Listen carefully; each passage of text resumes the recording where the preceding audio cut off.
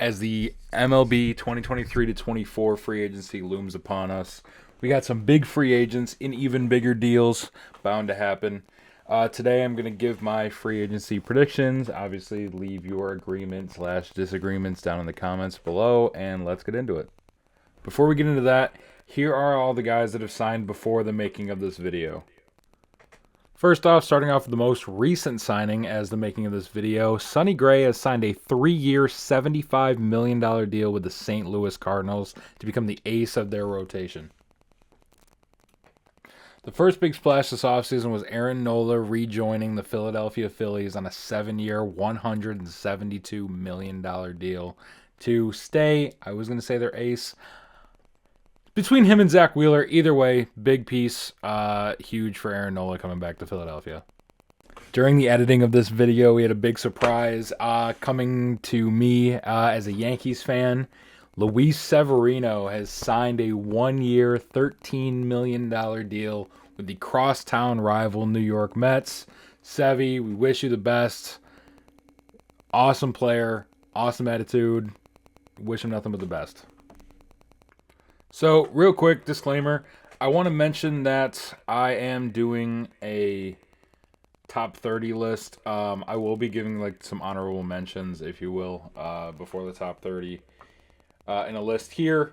But yeah, other than that, let's get into the top 30. Starting us off at number 30, we got Isaiah Kiner-Falefa, aka IKF. I have him going to the Atlanta Braves. Alex Anthopoulos is always up to something. He's cleared a lot of 40-man spots. He likes his utility guys. This makes sense here, but he's up to something bigger. We all know that. That's just how he is. Next, at number 29, we got CJ Cron heading to the Cincinnati Reds.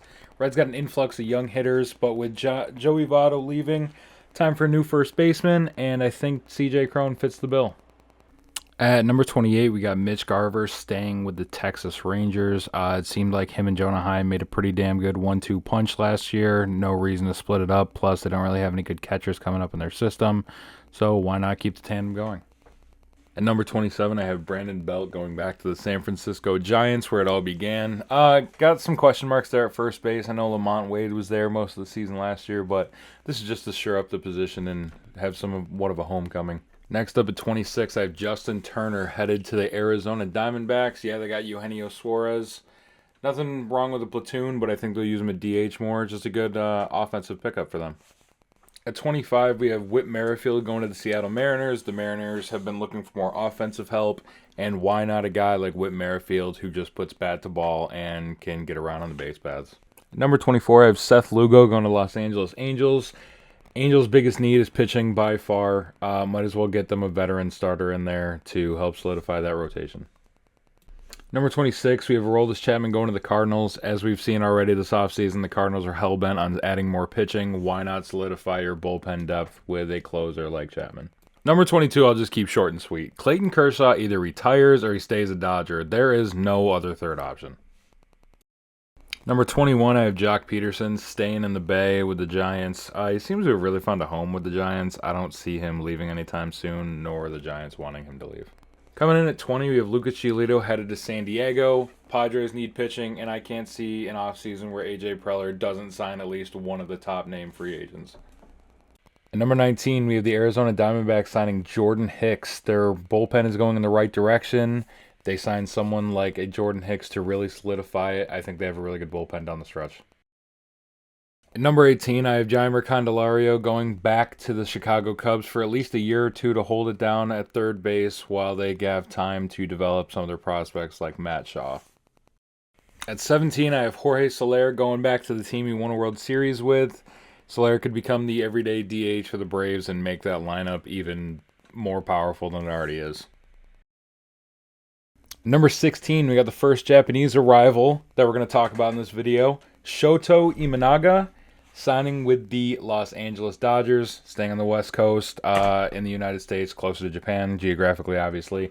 And it gives the Dodgers a little bit more pitching help. At number 15, we got JD Martinez headed to the Seattle Mariners. This relates back to the Whit Merrifield one. They just need hitting. So any way to get yourself a proven, especially even a power hitter opposite of Whit Merrifield, big help for them.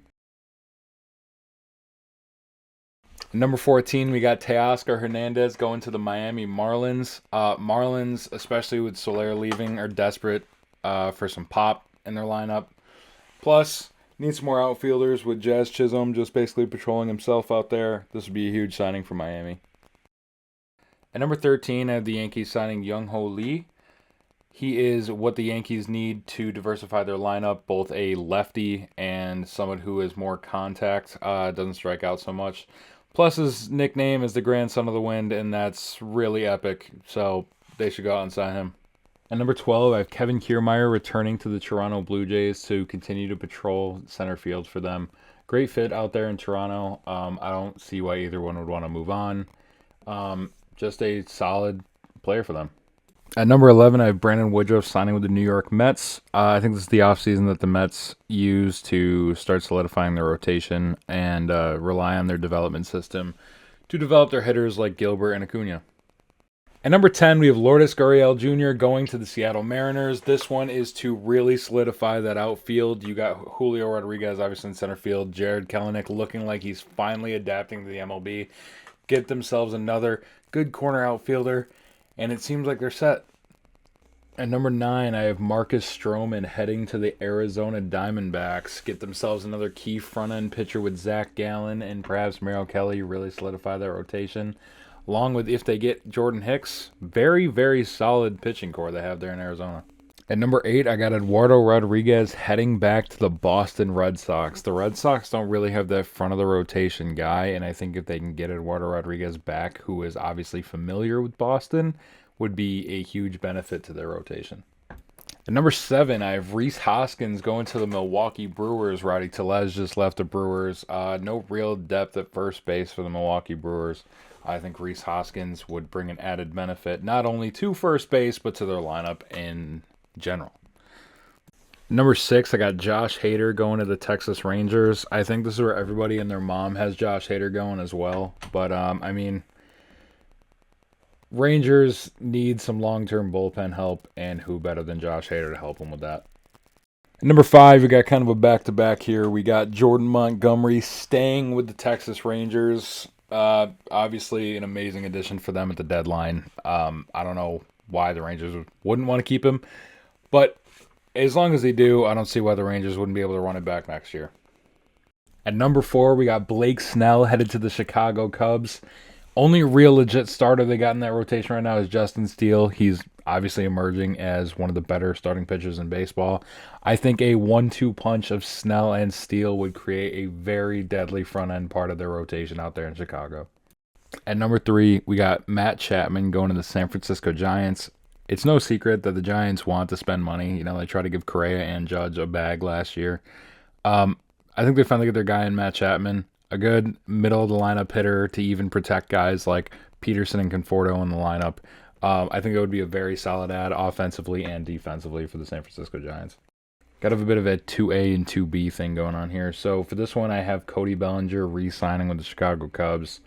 I think that Chicago is just going to be his new home. I don't really see anybody else wanting to take a flyer on him after the career ups and downs he's already had. Obviously great in Chicago last year. I see him wanting to stay. And number 2, I got Yoshinobu Yamamoto signing with the New York Yankees. Now look, for me, it was between the Mets and the Yankees. I think it's going to be one of the New York teams. Who knows? Maybe the Dodgers can swoop in. You never know. But the Yankees always identify one guy, it seems like almost every offseason, that, hey, we need this guy, and it sounds like Yamamoto is that guy. So when the Yankees zero in on a player like that, they almost always tend to get him, but it's going to be a very competitive market for him. And at number 1, of course, Shohei Ohtani signing with the Los Angeles Dodgers. Now, I think the Dodgers is the almost consensus pick for him, but for me, it was really between the Dodgers and the Giants. I'm at like 60-40 with that right now. 60 Dodgers, 40 Giants. I really think it's going to come down to the both of them. Like I mentioned earlier, the Giants want to spend money, but the Dodgers almost intentionally didn't spend money last offseason to make a run at Ohtani. So it's going to be a hell of a battle for Ohtani, but I think the Dodgers is where he ultimately ends up. I just want to say thank you to everyone who watched. If you wouldn't mind just leaving a like, subscribe, notification bell, comment, all that fancy stuff.